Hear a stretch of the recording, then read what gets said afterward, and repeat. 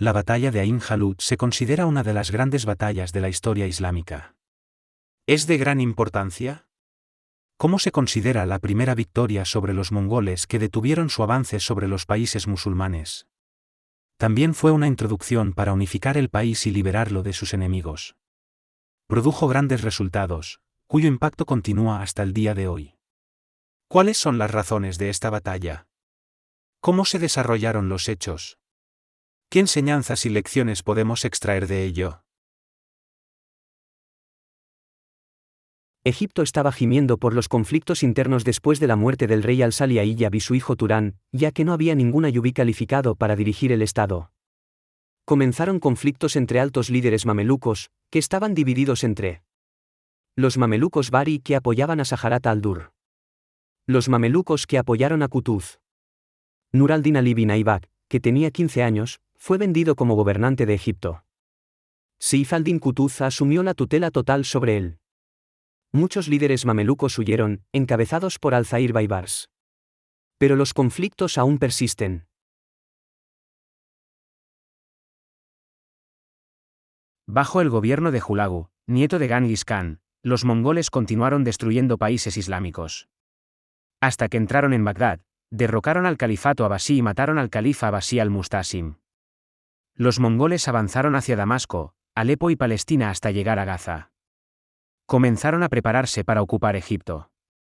El líder mongol Hulagu envió un mensaje al gobernante de Egipto, el sultán Seif al-Din Qutuz, amenazándolo a él y a su gobierno. Le pide que se rinda, se someta y entregue su país. Sin embargo, el sultán Seif al-Din Qutuz se negó y comenzó a preparar su ejército para salir a su encuentro. Seif al-Din Qutuz reunió a los príncipes, líderes de alto nivel, eruditos de alto nivel y formadores de opinión y les dijo: mi única intención era que nos uniéramos para luchar contra los tártaros, y eso no sucedería sin un rey. Si salimos y derrotamos a este enemigo, entonces el asunto es vuestro. Designad a quien queráis en el poder. Luego las cosas se calmaron en Egipto. Emitió una amnistía general e integral a los mamelucos Bari que huyeron al Levante y que constituían una gran fuerza con amplia experiencia en guerras. Su líder, Al-Zahir Baibars, regresó y los mamelucos se unieron. La crisis económica fue un gran desafío en la preparación para la batalla. Qutuz reunió a eruditos y propuso que se impusieran impuestos para apoyar al ejército. Luego Alez bin Abdul Salam dijo que no está permitido imponer impuestos hasta después. Que los ministros y príncipes sean iguales al público en bienes. El ejército se dota del dinero de los príncipes y de los ministros antes de imponer impuestos al pueblo. Si este dinero no es suficiente, está permitido imponer impuestos al pueblo en la medida suficiente para equipar al ejército. Seif al-Din aceptó la condición de Ali bin Abd al-Salam, y él mismo comenzó y ordenó a los ministros y príncipes que lo hicieran. Todos obedecieron.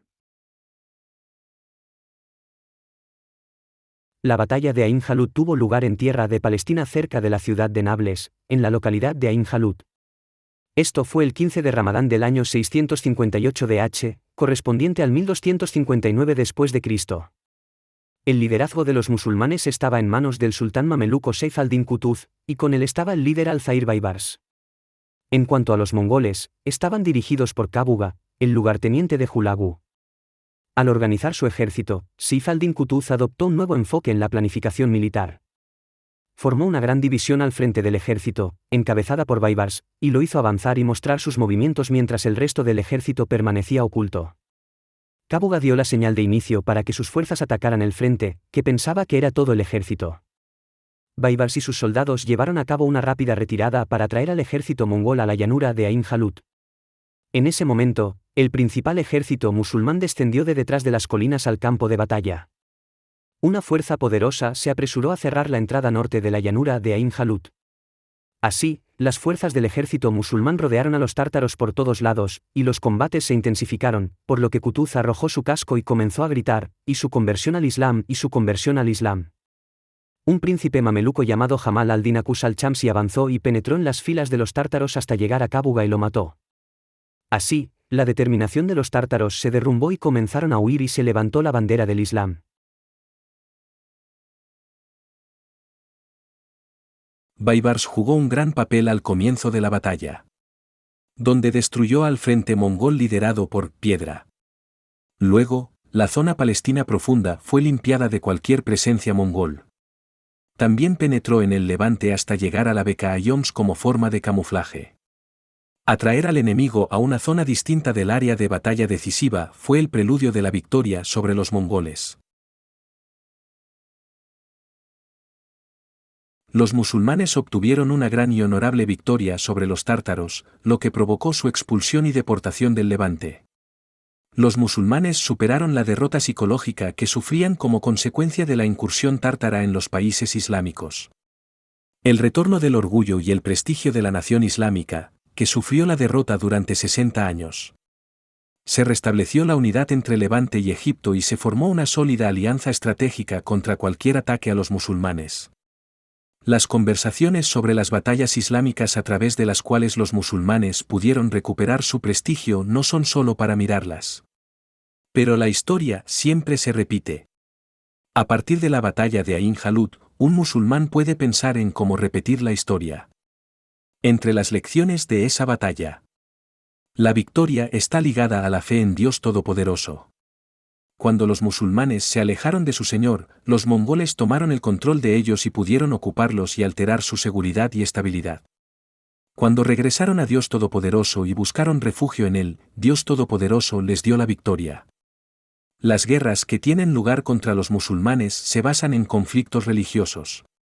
En consecuencia, los musulmanes deben adherirse a la religión islámica para lograr la victoria sobre sus enemigos. La fuerza está en confiar el asunto a su gente. Srif al-Din Qutuz al-Zahir Baibars asumió el mando del frente del ejército musulmán. Aunque se le consideraba un buen competidor con una larga trayectoria y gran poder, y líder de los mamelucos marítimos. Y muchos otros que son considerados líderes competentes. La historia habla con sus evidencias y acontecimientos. Es un testigo honesto y digno de confianza. ¿Puede la nación del Islam alcanzar sus objetivos y su gloria sin aprender los hadices de su profeta, sus conquistas y los métodos de su gestión de la guerra y la paz porque él fue y sigue siendo su líder supremo, que Dios lo bendiga y le conceda paz?